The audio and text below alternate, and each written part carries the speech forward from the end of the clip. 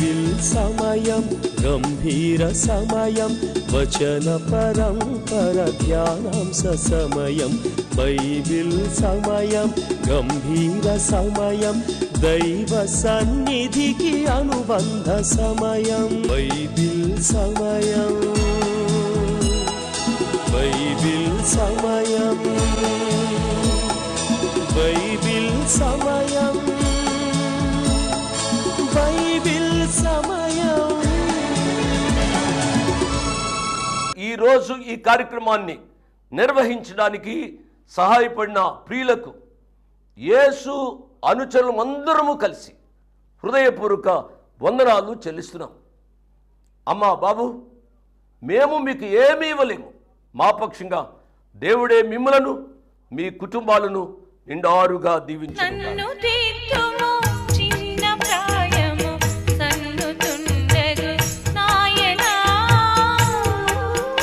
నీవు కన్న తండ్రి వనుచు నేను నిన్ను చేరితి నాయనా, నన్ను తీర్చుము చిన్న ప్రాయము సన్నుతుండగు నాయనా.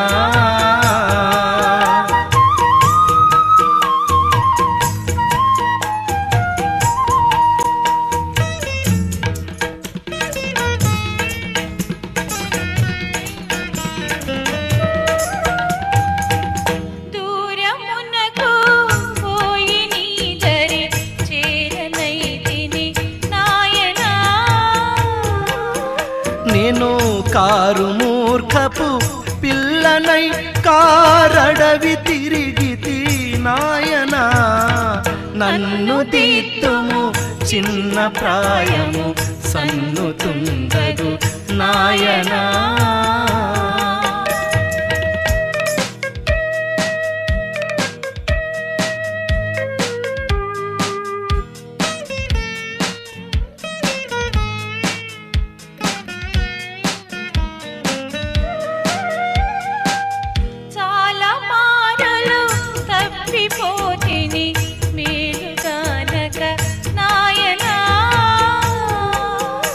నా చాల మొరల నాలకించుము జాలిగల నాయనా, నన్ను తీర్చుము చిన్న ప్రాయము సన్నుతుండగు నాయనా.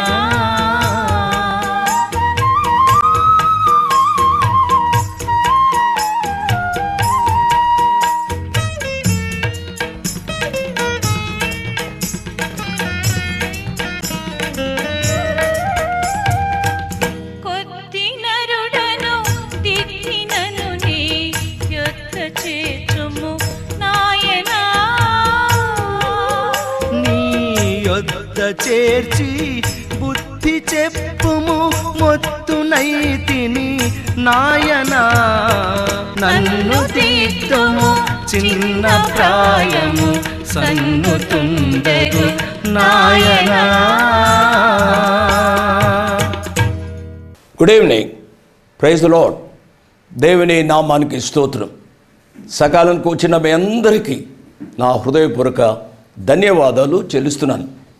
అమ్మా బాబు, మీ ఆరోగ్యాలు ఎలా ఉన్నాయి? సకాలానికి వస్తున్నా మీకు ఏమి చెల్లించి నేను మీ రుణాన్ని తీర్చుకోగలను? ఎందుకు అనగా మీరు వినకపోతే నేను ఎవరికి చెప్పాలి? కాబట్టి వింటున్న మీరు చెప్పేవానికంటే ధన్యులు అనే విషయాన్ని మీరు గమనించాలి. అనేక మంది ప్రేక్షకులు వీక్షకులు టీవీ దగ్గరికి వస్తున్నారు కాబట్టి ఇంత ధైర్యంగా చెప్పడానికి ప్రభువారు సహాయం చేస్తున్నారు. దేవుని నామానికి స్తోత్రం. నేను పదే పదే చెప్తూ ఉంటాను చాలామందికి. ఎందుకు అనగా నాకు ఒక సంఘం లేదు. ఈనాడు టీవీలో ప్రతిరోజు మాట్లాడుతున్న వారికి పెద్ద పెద్ద సంఘాలు ఉన్నాయి. ఆ సంఘాల్లో దశమ భాగాలు ఇస్తారు, ఆ సంఘాల్లో కృతజ్ఞత చందాలు ఇస్తారు, ఆ సంఘాలలో బయట నుంచి చాలా రావడానికి అవకాశం ఉంది. నా ప్రియ బిడ్డలారా, నాకు సంఘం లేదు కానీ ప్రతిరోజు మాట్లాడడానికి ప్రభువారు సహాయం చేస్తున్నారు. ఎలాగా? అమెరికా నుంచి డాలర్స్ కాదు, యూకే నుంచి పౌండ్స్ కాదు, ఇది తెలుగువారి డబ్బు, తెలుగువారు మీరు సహాయం చేస్తున్నారు కాబట్టి ఈ పరిచర్యను ఎంత నిర్విఘ్నంగా జరిపించడానికి ప్రభువారు కృప చూపెడుతున్నారు. బిడ్డలైన మీకు నేనేమి చెల్లించగలను, మీ కొరకు నిత్యము ప్రార్థన చేస్తున్నాను అనే విషయాన్ని నేను జ్ఞాపకం చేస్తున్నాను. మంచిది. ఫిలోమాను రాసిన పత్రికలోని క్యారెక్టర్స్ను మనం ధ్యానం చేస్తూ ఉన్నాం. 11 క్యారెక్టర్స్ ఉన్నాయి. ఈ 11 క్యారెక్టర్స్లోని సత్యాలు మనము గ్రహించి వాటిలో ఉన్న మంచిని ఆహ్వానించి ఆస్వాదించి అరిదిగా జీవించడానికి మనము ప్రయత్నం చేయాలి. దేవుని యొక్క వాక్య ధ్యానంలోనికి వెళదాం. దానికి ముందుగా ఒక పాట విందాం. ఓ నా క్రైస్తవ సంఘమా, ప్రియమైన ద్రాక్షావనమా, ఓ నా క్రైస్తవ సంఘమా, ప్రియమైన ద్రాక్షావనమా, నేల దున్యాను, రాళ్ళు ఏరాను, పాదు త్రవ్యాను, ఎరువు వేశాను, మిము మొక్కలుగా నాటాను, నీరు పోసా, చుట్టూ కంచె వేశాను. ఓ నా క్రైస్తవ సంఘమా, ప్రియమైన ద్రాక్షావనమా.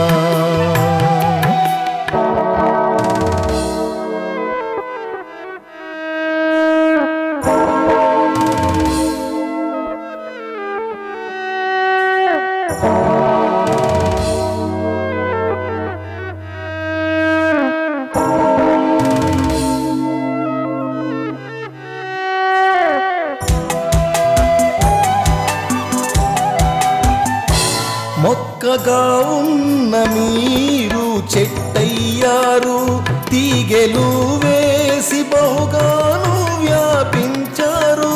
మొక్కగా ఉన్న మీరు చెట్టయ్యారు, తీగెలు వేసి బహుగాను వ్యాపించారు. తీపి ద్రాక్షాలు కాయాలని ఎదురు చూసా, చేదు ద్రాక్షాలని మీరు కాస్తున్నారా, నా ఆశ అడియాసయే. పాట విన్నారు కదూ. ఇక ప్రార్థన చేసుకుని దేవుని యొక్క వాక్యాన్ని ధ్యానం చేసుకుందాం. దయచేసి తలలో వంచండి, వీళ్ళను వారు మోకరించండి, ప్రార్థనలో ఏకీభవించండి. కృపా సత్య సంపూర్ణుడు అయిన మా ప్రియ పరలోకపు తండ్రి, వందనాలు స్తోత్రాలు నాయన. నాయన, అపోస్తలుడైన పౌలు గారు ఫిలోమానుకు రాసిన పత్రికను మేము ధ్యానం చేస్తున్నాం. ఫిలోమాను రాసిన పత్రికలోని క్యారెక్టర్స్ను మేము కొద్దిగా చెప్పుకుంటున్నాం. ప్రభువా, దయతో ఏ క్యారెక్టర్లో ఏ మంచి లక్షణాలు ఉన్నాయో ఆ లక్షణాలను మేము అవలంబించడానికి మీ సహాయాన్ని మేము కోరుకుంటున్నాం. ప్రభువా, కృప చూపించండి స్వామి. నాయన, ఈ రాత్రి నాతో మాట్లాడండి, మాతో మాట్లాడండి ప్రభువా. మీ కుమారుడిక స్వరూపంలోనికి మేము ఎదగడానికి మీ సహాయము అనుగ్రహించుమని అడుగుతున్నాం ప్రభువా. ఈ వాక్య పరిచర్య ద్వారా అనేకులు రక్షింపబడటానికి కృప ప్రసాదించండి. రక్షింపబడిన వారు పరిశుద్ధతలో జీవించడానికి సహాయపడండి ప్రభువా. అనేక పర్యాయాలు మేము ప్రార్థన చేస్తున్నాం నాయన. అనారోగ్యంగా ఉండి కూడా టీవీ దగ్గరకు వచ్చిన ప్రియులను దయతో ముట్టి మీ చిత్తానుసారమైన స్వస్థత వారికి అనుగ్రహించుమని అడుగుతున్నాం ప్రభువా. ఇంకా ఏ బిడ్డలు ఏ అవసరాల్లో ఉన్నారో వారి యొక్క అవసరాలు మీ కృపలో నుంచి తీర్చుమని అడుగుతున్నాం ప్రభు. వచ్చిన ప్రియ బిడ్డలను మరొకసారి మీ కృపా హస్తాలకు అప్పగిస్తూ యేసు ప్రభు వారి ఉన్నతమైన నామున స్తోత్రం చెల్లించి వేడుకున్నాము తండ్రి. ఆమెన్ ఆమెన్ అని చెప్పిన మీ అందరికీ నా ప్రత్యేక వందనాలు. అమ్మ, బాబు, ఇంట్లో ఉన్న యవనస్తులు ఎలా ఉన్నారు? మీ మాట వింటున్నారా? ఏ మాట వినడం అన్నా? అంకుల్ ఇష్టానుసారంగా తిరుగుతున్నాడు. ఎంతోమంది బిడ్డలు ఎంతో బాధతో చెప్తూ ఉంటారు. కొంతమంది మగబిడ్డలు, కొంతమంది ఆడబిడ్డలు ఇంట్లోంచి తల్లిదండ్రులకు తోబుట్టువులకు చెప్పకుండా ఎక్కడికో వెళ్ళిపోతున్నారు. ఈ రీతిగా చెబుతున్నప్పుడు కన్న తల్లి హృదయం ఏ రీతిగా ఉంటుందో ఆలోచించాలని నేను బిడ్డలకు మనవి చేస్తున్నాను. ఒకవేళ మీరు ఏ ఇంటికైనా పారిపోయి అక్కడ ఈ మాటలు వింటూ ఉంటే దయచేసి మరలా తిరిగి రండి. దేవుని యొక్క వాక్యం మన యొక్క శారీరక, మానసిక, ఆధ్యాత్మిక క్షేమాలకు ఉపయోగపడుతుంది. ఫిలోమాను రాసిన పత్రికలోని క్యారెక్టర్స్ నేను చెబుతున్నాను. గత పాఠంలో పౌలు గారి గురించి నేను చెప్పాను. పౌలు అనే మాటకు చిన్నవాడు లేక దీనుడు అని అర్థం. దీనత్వము అనేది యేసు ప్రభు వారి యొక్క మనస్సు, దీన మనస్సు కలిగిన వాడు యేసయ్య. యేసు ప్రభు యొక్క స్వారూప్యాన్ని మనం సంతరించుకోవాలి. అందుచేతనే పౌలు గారు అన్నాడు, నేను క్రీస్తును పోలి నడుచుకున్న ప్రకారము మీరు నన్ను పోలి నడుచుకోండి. ఎంత ధైర్యం ఉండాలండి ఆ మాట చెప్పడానికి. మన కుటుంబాలలో శాంతి సమాధానం ఉండాలి అని అంటే తల్లిదండ్రులకు ఆ యొక్క దీనత్వం, ఆ శాంత స్వభావం ఉండాలి. కుటుంబంలో బిడ్డలకు అటువంటి నెమ్మది కలిగిన దీన మనస్సు వారి యొక్క జీవితాల్లో ఉండాలి. కొన్ని కుటుంబాలలో భార్య భర్తలు రంకెలు వేసుకుంటారు, బిడ్డలు రంకెలు వేస్తూ ఉంటారు. ఎవరండి రంకెలు వేసేది? ఈ మాట నేను చెబుతున్నాను ఎందుకు అనగా కుటుంబాలలో ఈ రంకెలు తగ్గాలి. రంకెలు వేసేది గొడ్లు, జంతువులు ఆ రీతిగా అరుపులు అరుస్తూ ఉంటాయి, రంకెలు వేస్తూ ఉంటాయి. నా ప్రియ కుటుంబీకులారా, మన యొక్క జీవితాల్లో ఈ రాత్రి మరొకసారి తీర్మానం చేసుకుందాం. ప్రభువా, మీ దీన మనస్సు నాకు అనుగ్రహించు అని ప్రార్థన చేస్తాం. రెండవది, తిమోతిని గురించి మనము ధ్యానం చేసుకున్నాం. తిమోతి అనే మాటకు దేవుని గణపరచువాడు అని అర్థం. అవును, మన యొక్క జీవితాలలో దేవునిని గణపరచాలి, మనల్ని మనము గణపరచుకోవడం కాదు. ఈ దినాల్లో ఎక్కడ చూసినా వారిని వారు గణపరుచుకుంటున్నారు. నేను ఈ స్వస్థతలు చేశాను, ఆ స్వస్థతలు చేశాను, నేను ఆ ఇంటికి వెళ్తే ఇది జరిగింది, ఈ ఇంటికి వెళ్తే అది జరిగింది, ఇదే చెప్పుకుంటున్నారు. కానీ యేసు ప్రభు వారి యొక్క మహత్యాన్ని గూర్చి కానీ, యేసు ప్రభువాన్ని గూర్చి కానీ ఎక్కువగా చెప్పడం లేదు అనే విషయాన్ని నేను జ్ఞాపకం చేస్తున్నాను. నేను అనేక పర్యాయాలు నేను టీవీలో చెప్పానండి, మీరు స్వస్థలు ముందు చేయండి, దేవుని యొక్క వాక్యాన్ని చెప్పండి. వారు వెళ్ళిపోయేటప్పుడు దేవుని వాక్యంతో వెళ్ళాలి. ఆ రీతిగా వెళ్ళటం లేదు. ఏదో ఆయన చేసాడు, ప్రార్థన చేశాడు, లేక నీళ్లు కొట్టాడు, ప్రార్థన చేశాడు, నూనె రాశాడు, ప్రార్థన చేశాడు, నాకు అది జరిగింది, ఇది జరిగింది. ఎవరు రాశారు? ఎవరు నీళ్లు కొట్టారు? ఎవరు ఏమి చేశారు? ఎవరు కర్చీఫ్లు అమ్మారు అని అంటే ఫలానా వారు పేరు చెబుతున్నారు, కానీ యేసయ్య పేరు చెప్పడం లేదు. నేను చెప్పేది ఏమిటి అనగా, మన యొక్క జీవితాలలో మనను మనము నేను చెప్పేది ఏమిటనగా, మన జీవితాలలో మనలను మనము గణపరచుకోకుండా ఆ ప్రభువును గణపరచాలని ప్రభు పేరిట నేను జ్ఞాపకం చేస్తున్నాను. మూడవ క్యారెక్టర్ ఈ యొక్క ఫిలోమోనుకు రాసిన పత్రికలో మనం చూసినట్లయితే ఫిలోమాను అనగా ప్రేమించువాడు అని అర్థం. ఫిలోమాను గురించి నేను ముందు దినాల్లో ఇంకా ఎక్కువగా నేను చెప్తాను, వచ్చిన వెంబడి వచ్చిన ధ్యానాల్లో నేను చెప్తాను. ఫిలోమాను పేరుకు తగ్గ మనిషి, ప్రేమించువాడు అని చెప్పాను కదా. తన జీవితంలో ఆ ప్రేమ లక్షణం ఎంతగా ఉందో ఈ పత్రిక చదువుతూ ఉంటే మనకు అర్థమవుతుంది. పౌలు గారు ఈ ఫిలోమాను గురించి రాశారు. నేను కొన్ని వచనాలు చదువుతాను. నీ ప్రేమను గూర్చి అనగా, ఫిలోమాను, నీ ప్రేమను గూర్చి ప్రభు అయిన యేసు ఎడలను, సమస్త పరిశుద్ధుల ఎడలను నీకు కలిగి ఉన్న విశ్వాసమును గూర్చి నేను విని నా ప్రార్థన యందు నీ నిమిత్తము విజ్ఞాపనము చేయుచు ఎల్లప్పుడూ నా దేవునికి కృతజ్ఞతాస్తుతులు చెల్లించుచు క్రీస్తును బట్టి మీ అందున్న ప్రతి శ్రేష్టమైన వరం విషయమై నీవు అనుభవపూర్వకంగా ఎరుగుట వలన ఇతరులు నీ విశ్వాసమందు పాలువారగుట అనున్నది కార్యకారి కావలినని వేడుకొనుచున్నాను. సహోదరుడా, పరిశుద్ధుల హృదయములు నీ మూలముగా విశ్రాంతి పొందినందున నీ ప్రేమను బట్టి నాకు విశేషమైన ఆనందమును ఆదరణయు కలిగను. దేవుని నామానికి స్తోత్రం.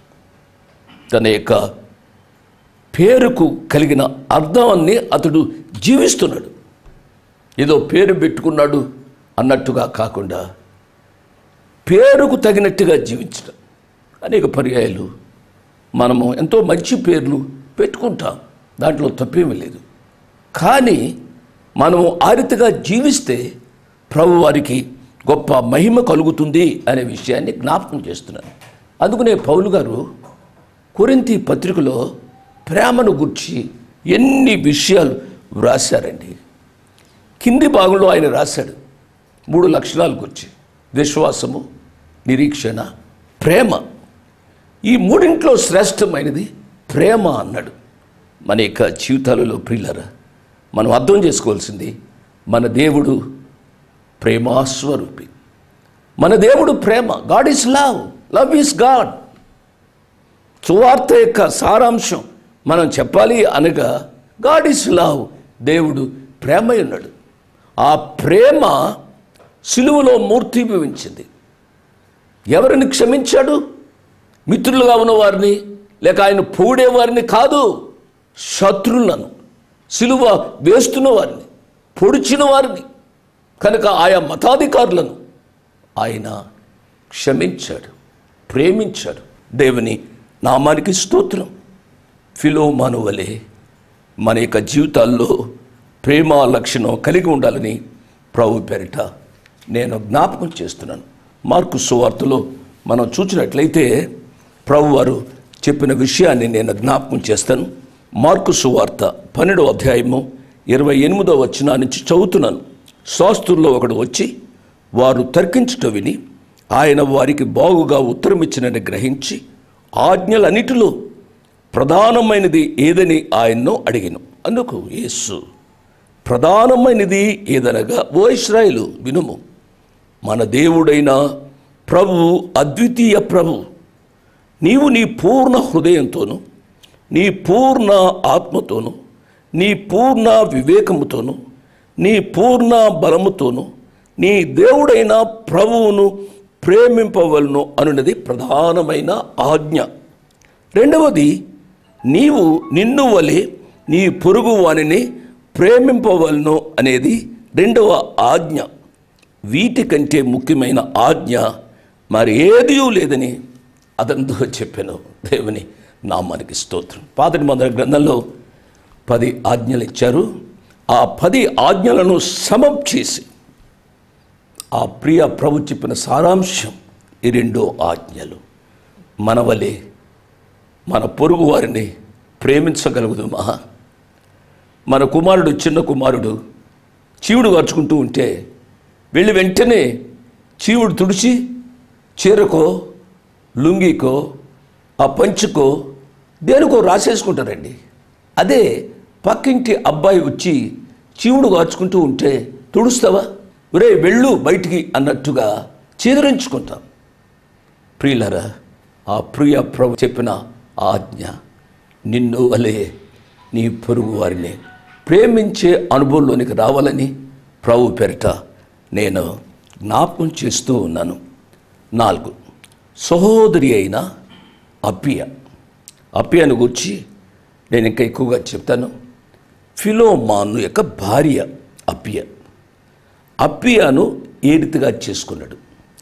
ఫిలోమాను ఏ ప్రాంతీయుడు, అప్పియ ఏ ప్రాంతీయురాలు, వీరిద్దరికీ వివాహం ఎలా కుదిరింది అనేది వచనం వెంబడి వచ్చిన ధ్యానాల్లో నేను చెప్తాను. ఇప్పుడు చెప్పడం లేదు. వచనం వెంబడి వచ్చిన ధ్యానాలను మిస్ చేసుకోవద్దు అని నేను ప్రభు పేరిట నేను మనవి చేస్తున్నాను. అప్పియ అనే మాటకు ప్రియురాలు అని అర్థం. ఈమె తన భర్త అయిన ఫిలోమానుకు ఎంతో ప్రియురాలిగా జీవించింది. ఫిలోమానుతో కలిసి పరిచర్య చేసింది. కుటుంబంలో ఫిలోమానుకు ఎంతో సహకరించేది. నా ప్రియ బిడ్డలారా, నా ప్రియ చెల్లెండ్రు, మీ కుటుంబంలో మీరు మీ భర్తలను ప్రేమించేవారుగా ఉండాలి, మీ భర్తలకు సహకరించేవారుగా ఉండాలి. నా మాట జాగ్రత్తగా వినాలి. మీలో కొంతమంది నన్ను అడగవచ్చు, నా భర్త త్రాగుబోతు, నా భర్త తిరుగుబోతు, నా భర్త అలా ఇలా, నా భర్తకు ఎలా సహకరించమంటారు అంకుల్ అని మీరు నన్ను అడగవచ్చు. జాగ్రత్తగా వినాలి. సహకారంలో 2 రకాలు ఉంటాయి. ఒకటి మంచి కొరకు సహకారం. నయమాను భార్యను జ్ఞాపకం చేసుకోవాలి. నయమాను భార్య కుష్ఠువాడైన తన భర్తకు ఎంతో పరిచర్య చేసింది.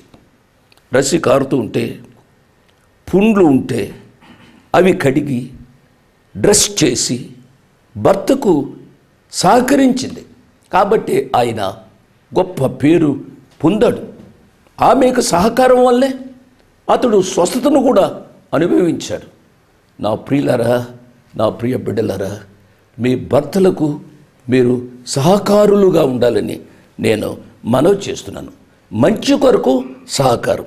రెండవది చెడు కొరకు కూడా కొంతమంది బిడ్డలు సహకారం చేస్తూ ఉంటారు. కాబట్టి మా ఆయన త్రాగుతాడు, ఆయన త్రాగి ఇంటికి వచ్చేటప్పటికి మంచి మసాలా వేసి మంచి కోడి కూర ఉండాలి, లేక మంచి కూర ఉండాలి, మాంసం కూర ఉండాలి అని సహకరిస్తూ ఉంటారు. అది మంచిది కాదు. అననీయ భార్యను మనం గుర్తు చేసుకోవాలి. సప్పీరా సహకరించింది, చెడు కొరకు సహకరించింది, అబద్ధం మాట్లాడడానికి సహకరించింది. దానివలన ఆమెకు ఏ ప్రయోజనం కలిగింది, ఎంత నష్టం కలిగిందో మీకు తెలుసు.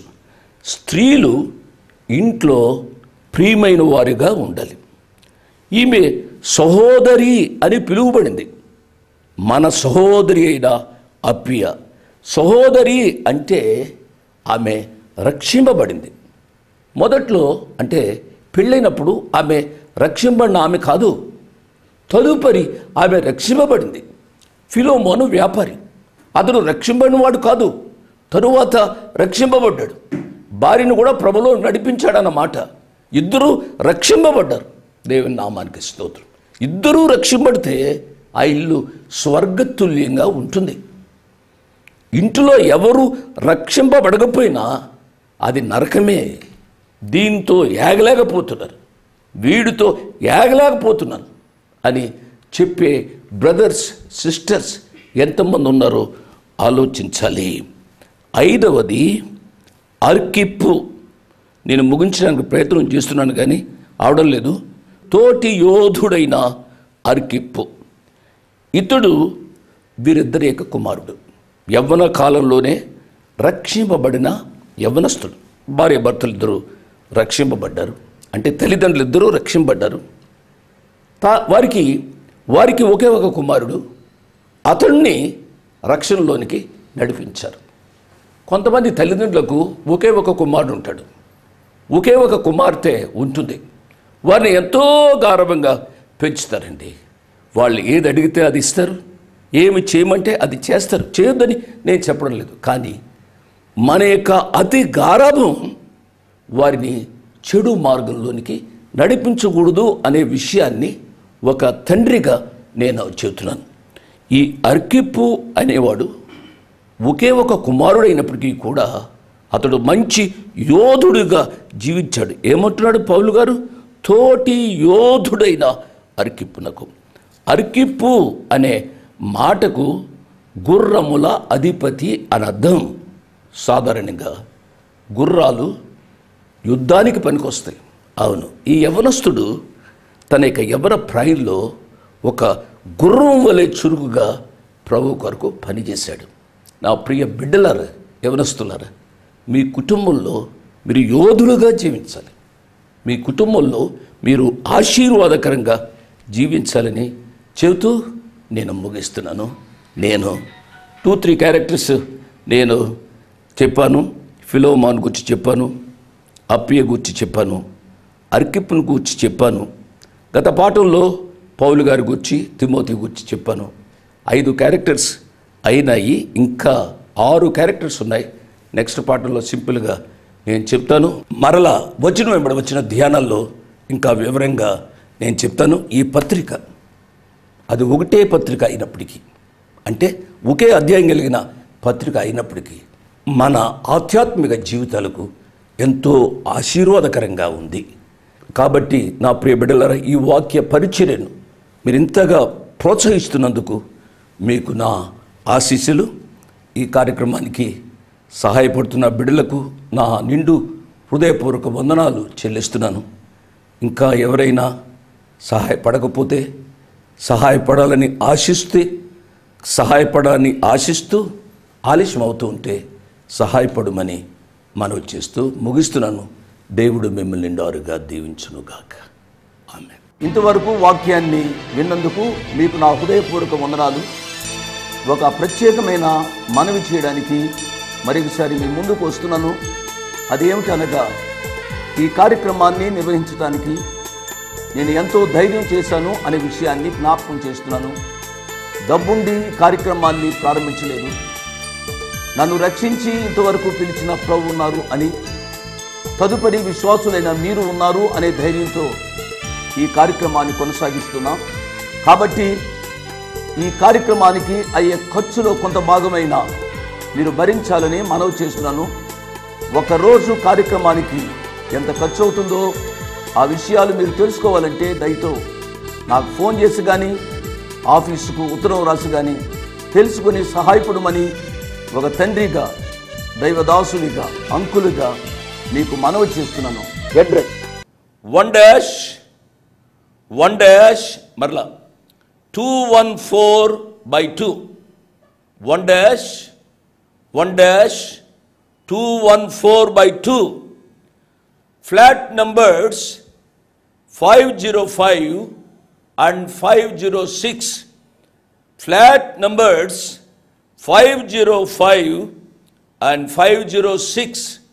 Prithvi apartments extension, Prithvi apartments extension, Vivek Nagar, Chikkadpally, Hyderabad 20. దేవుడు మిమ్మల్ని నిండారుగా దీవించునుగాక.